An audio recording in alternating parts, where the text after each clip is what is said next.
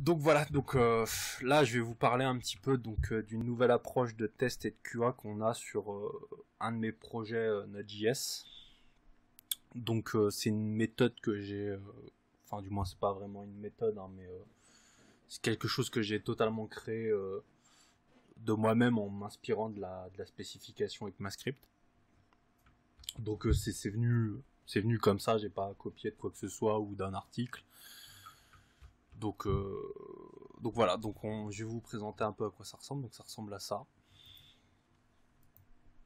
Donc en gros, le but c'est de retranscrire le code qu'on a en une spécification qui va ressembler, pour ceux qui ont déjà vu un peu à quoi ça ressemblait les textes dans la spécification, je vais vous montrer tout à l'heure pour vous faire un exemple, mais grosso modo ça ressemble à ça, c'est qu'on va avoir, bon ça c'est un peu complexe, mais on peut voir sur des méthodes plus simples.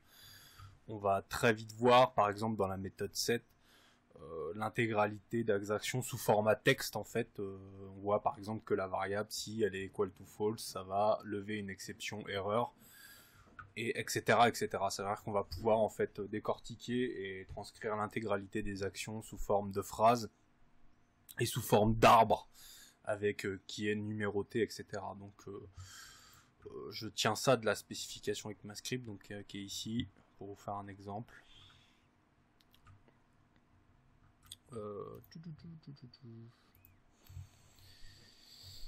Voilà, donc dans la spécification il y a un tas de calls comme ça, c'est là-dessus que je m'inspire. Donc vous voyez, hein, alors, il y en a des plus explicites, vous voyez ici c'est un peu plus compliqué. J'ai évité de trop bouger pour le buffering, excusez-moi. Ça a l'air d'être assez clean encore là pour le moment. C'est tout bon, c'est vrai. Ok. Donc là voilà, ça va être des choses un peu plus compliquées. Bon, donc, dans l'aspect ECMAScript c'est un peu compliqué, des fois les mecs partent loin. Nous l'objectif c'est pas forcément, enfin moi dans mon idée c'est pas forcément d'aller aussi loin, c'est vraiment de reprendre le principe, parce que quelque chose que j'ai vraiment aimé en lisant, enfin une partie puisque j'ai pas tout lu bien évidemment, il y a genre 800 pages, mais ce qui est super sympa c'est quand on recherche quelque chose sur une méthode, c'est que quand on a un petit peu pris en main la lecture, et sachant qu'elle est assez compliquée, enfin il y a certains éléments comme par exemple ici, il y a des fois il y a des petites choses un peu plus poussées qu'il faut savoir, mais très vite on comprend très vite en fait ce que fait la méthode, vers quoi elle pointe, vers enfin tout ce qui va être les sous-actions, etc., et ça va être ultra clair. Donc j'ai trouvé l'idée vraiment très intéressante, et j'ai voulu vraiment la reprendre pour voir est-ce que c'était viable, donc c'est un prototype, pour voir est-ce que ça pourrait être viable en termes dans un processus de test, et pas uniquement de test, hein, c'est un processus pour faire de l'architecture et pour faire de la quality analysis. Donc ça m'a donné ce prototype là, je voulais réimplémenter quelque chose d'assez simple, enfin je veux dire sans trop me prendre la tête. Donc là c'est un prototype HTML qui a des plus basiques pour le moment, j'ai juste essayé de réimplémenter des choses de base. Mais effectivement, en gros, là je l'ai fait à la main, ça je me suis fait vraiment chier avec des balises HTML à faire tout ça, etc. Mais l'objectif, bien évidemment, c'est que ça soit généré, enfin qu'on puisse, par le biais d'un script, générer l'intégralité de ce document, enfin pour que ça soit plus simple, genre via une API fonctionnelle, ou au début quelque chose. On va pas faire non plus un AST, mais parce que voilà, on va pas partir dans un projet comme ça non plus, mais avec mon équipe, on veut faire un petit script qui permet enfin une API fonctionnelle qui permet de générer ce document-là de manière plus simple et de le maintenir surtout, parce qu'en version HTML c'est un peu la galère. Et bien évidemment, dans la version finale, il y aura des descriptions, par exemple. Enfin, on voit là, par exemple, ça c'est des liens, mais on peut pas vraiment cliquer dessus ou des choses comme ça. Mais dans la version finale, forcément, il y aura des jointures. Quand on utilisera des méthodes internes ou des propriétés internes, il y aura des jointures ou un ensemble de méthodes que j'utilise qui sont un peu en gras ici. Par exemple, value, où il y a des type-off à des moments.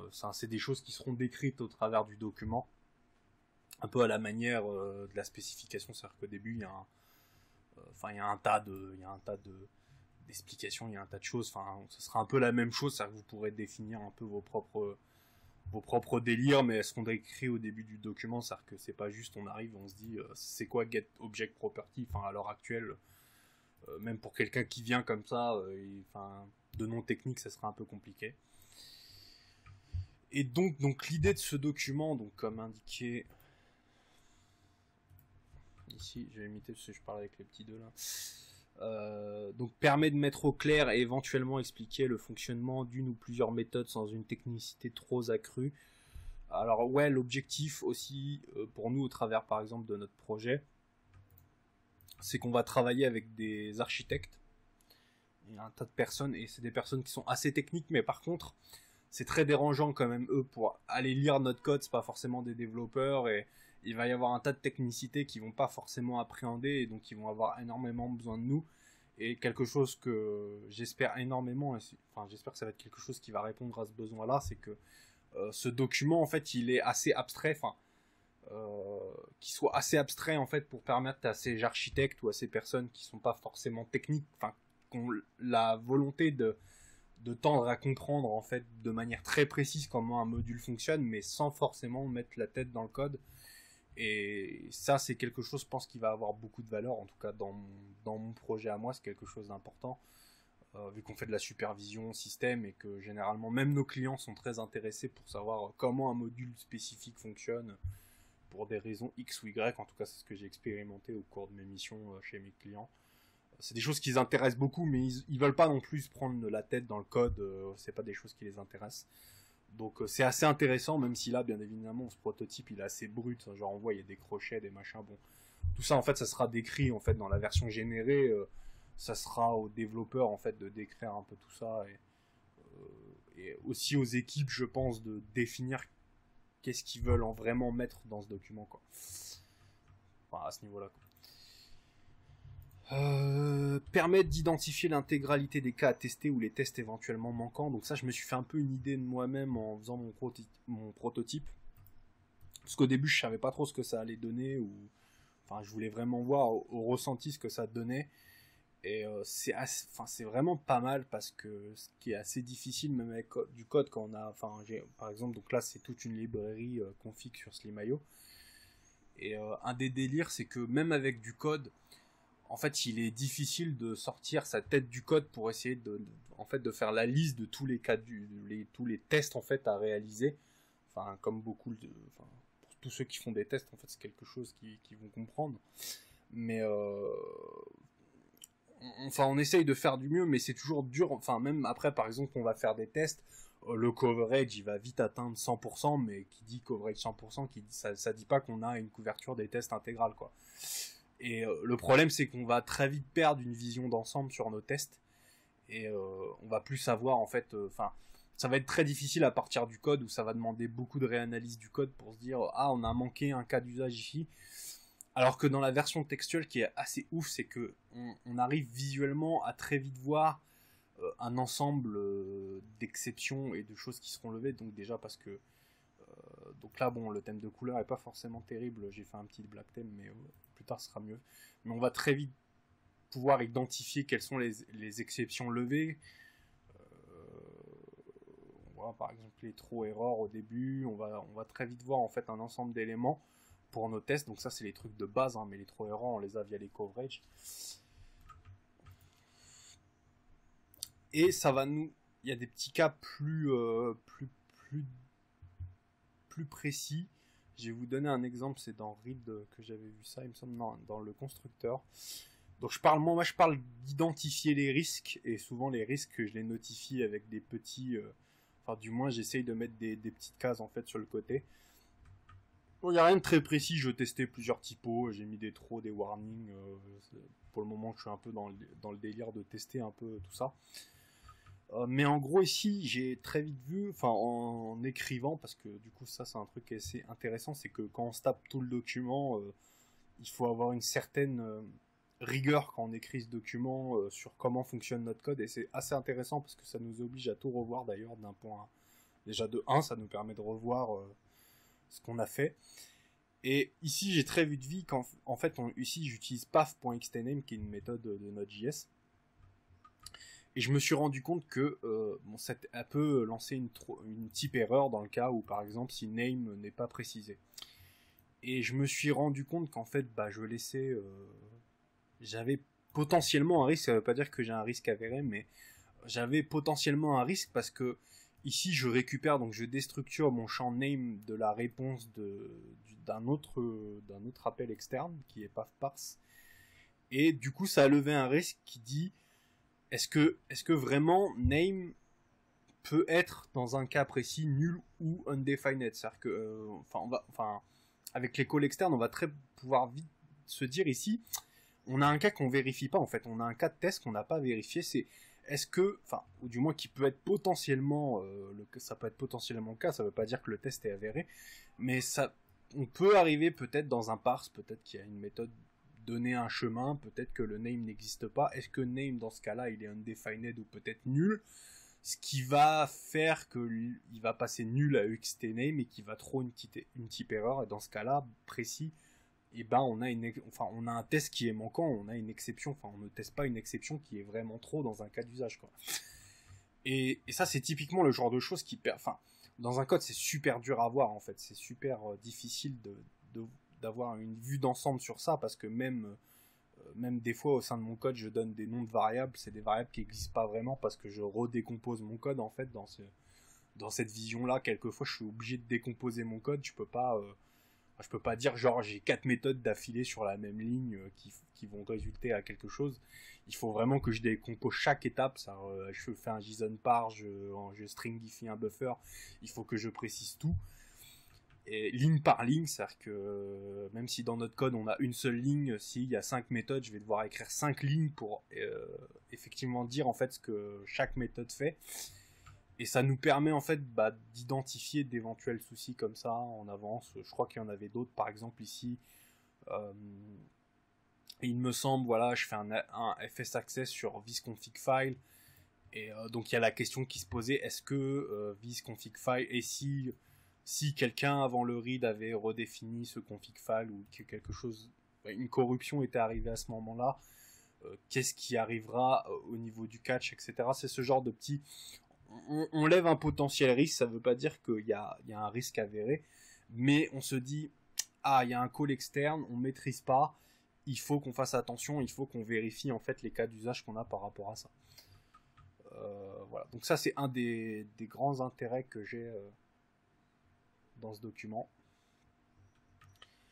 et qui déjà au feeling est vraiment cool. Après effectivement il n'y a pas encore tout, comme dans ECMAScript on peut mettre des notes, il y a des descriptions, ça c'est pas encore très clair, mais il y a les descriptions des méthodes, il y a un tas d'informations et une version finale viendrait être beaucoup plus complète que ce qu'on aurait là et aussi beaucoup plus simple à maintenir et à générer. Donc voilà, donc ça c'est un peu c'est à peu près tout, hein. Je vous épargne les bruits ambiants. C'est ça, tu vois. Donc voilà, donc ça c'est à peu près tout au niveau du taf que j'ai effectué. La lib elle est assez petite.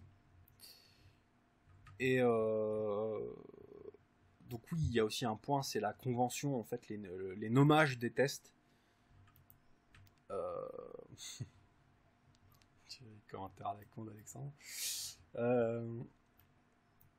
Le nommage... Niveau affichage, on a comme les vieilles télé où il y a les couleurs alignées. Comment ça? On voit plus rien, il y a des carrés de couleurs partout. Là ça va mieux là? Non, pas encore. Enfin, je suis peut-être le seul. Hein. Ah, t'es peut-être le seul, ouais, je sais pas. Parce que moi, même sur mon affichage, c'est bon. Ok. C'est bon.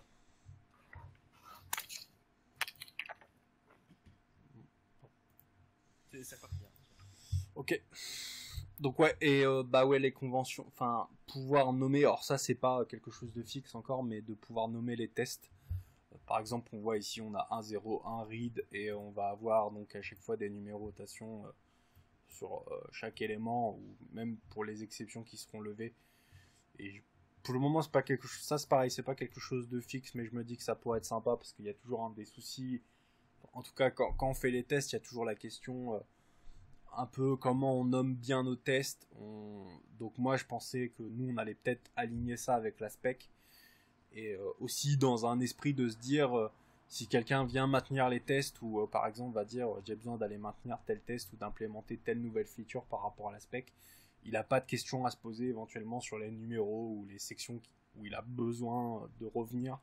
Si les tests ils ont été faits correctement, ça veut dire de manière atomique, enfin, comme normalement ils devraient être faits, tu vois. Euh, ça devrait permettre en fait donc aux gens de pas galérer quoi. S'ils ont besoin de, enfin, pour les exceptions, les machins, enfin les chemins en fait des tests seront automatiquement clairs quoi. Après, il faut pas que ce document, enfin, genre, demain, genre, tac, tous les index soient réécrits, tu vois, c'est un peu le délire, donc faut voir avec ça aussi. Enfin, faut que quand par exemple, ici, j'ai mis 1.0.1 pour read, enfin, demain, sur un coup de tête, tu mets pas 1.0.2, quoi, parce que, bah, potentiellement, enfin, c'est plus viable pour du nommage, quoi.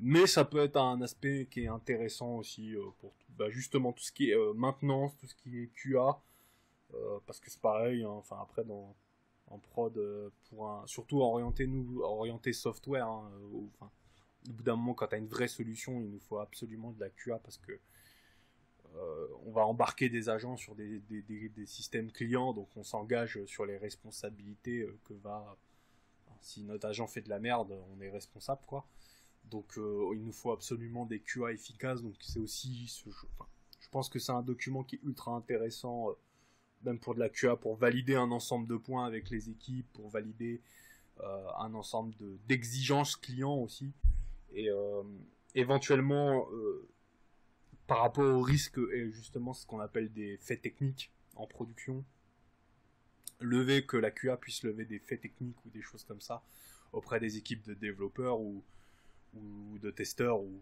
après ça dépend de la taille de l'équipe, mais ce genre de choses quoi.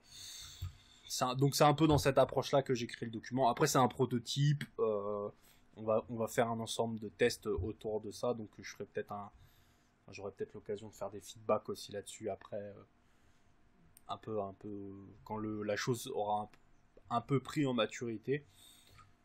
Pas te dire rien que déjà en termes d'intégration, ça serait cool.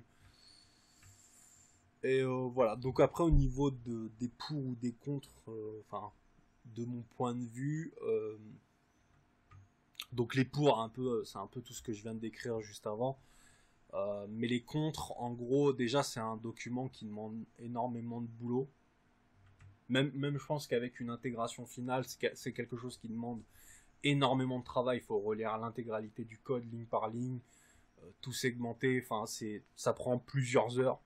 Par exemple, là, pour une librairie comme la mienne, avec les calls comme ça, sachant que là, il y a enfin, en termes de code pur, on enlève la JSDoc, sincèrement, il y a beaucoup moins, il y a genre 250 lignes de code ou moins. Donc là, ce document, enfin, comme dit, ça représente plusieurs heures de taf pour juste quelques centaines de lignes de code. Donc c'est beaucoup de taf. Donc, et je pense que c'est quelque chose qui est viable dans une mentalité orientée software ou dans des frameworks ou des outils dans ce genre-là, ça, un peu comme je te disais Romain dans le mentor, un peu comme NoteFence ou des choses comme ça, des librairies en fait totalement algorithmiques où tu dois être sûr que tu as une entrée, tu as une sortie et tu veux être sûr à tout moment que tu maîtrises tous les risques. Alors, toi, tu fais appel à des librairies externes, etc.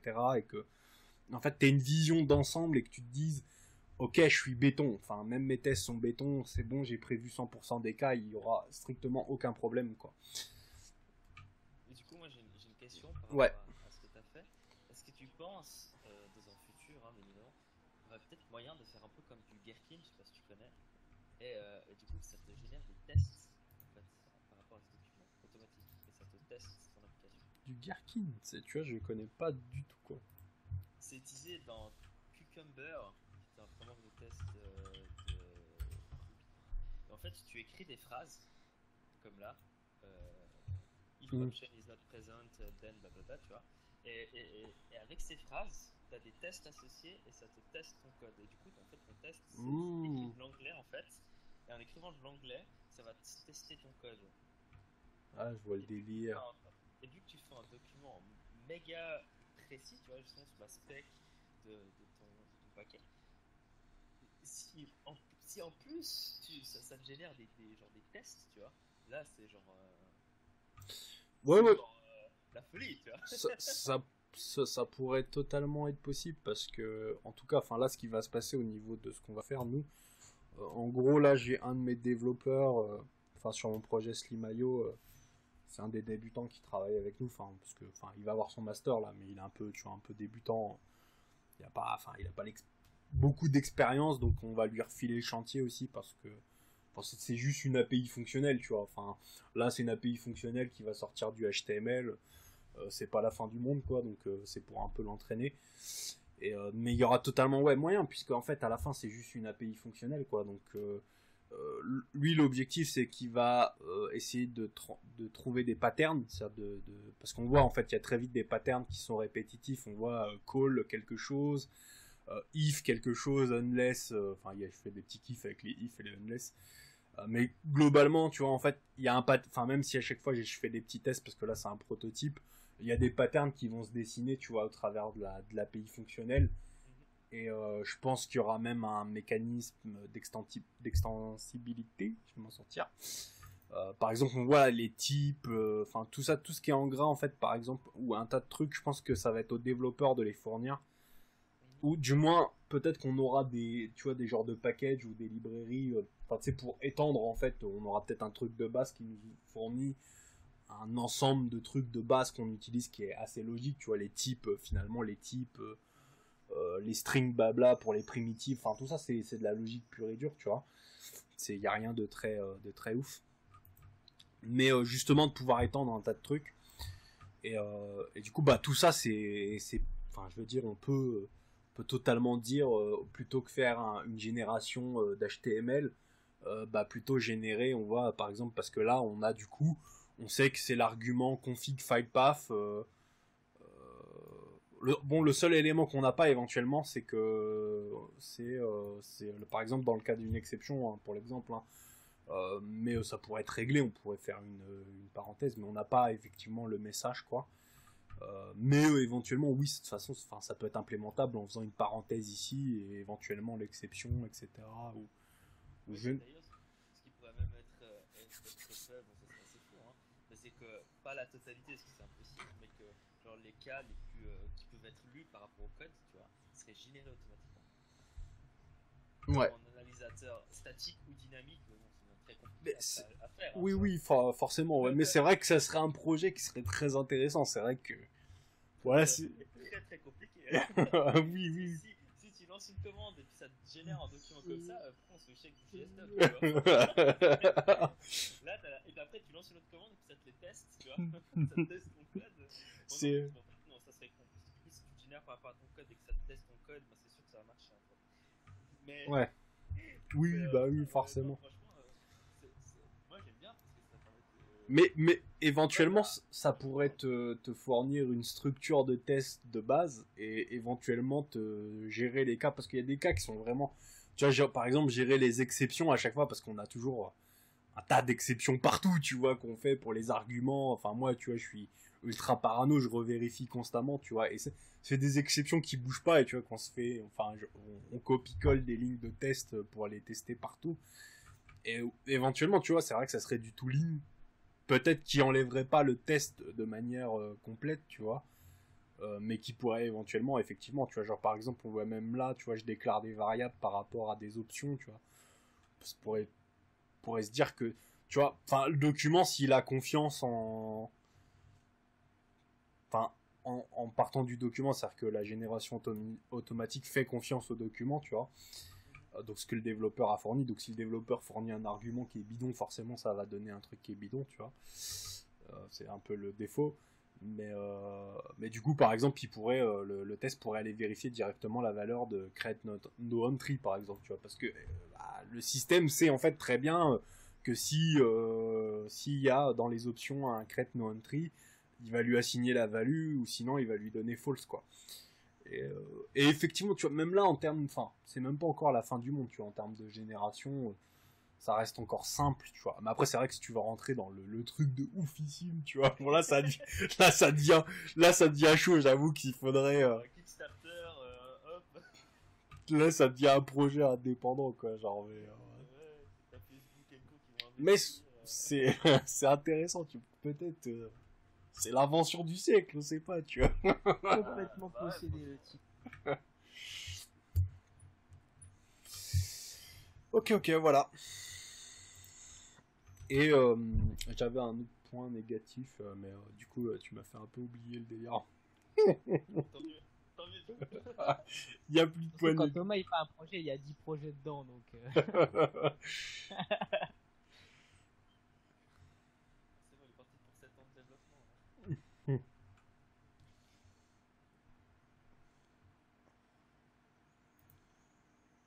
Tiens, sur Discord, j'entends les sons assez forts. J'entends des oiseaux. C'est un truc ici. Oui, non, c'est des oiseaux qui sont sur la place. Ok. c'est pas un village, c'est pas une ville, c'est un village. Oh, allez. T'es un foiré, qu'est-ce que tu parles? Ça y est, il a un supermarché dans son village, il s'est dit, ça y est, je suis dans une ville, tu vois. Ok, donc c'était tout pour cette présentation.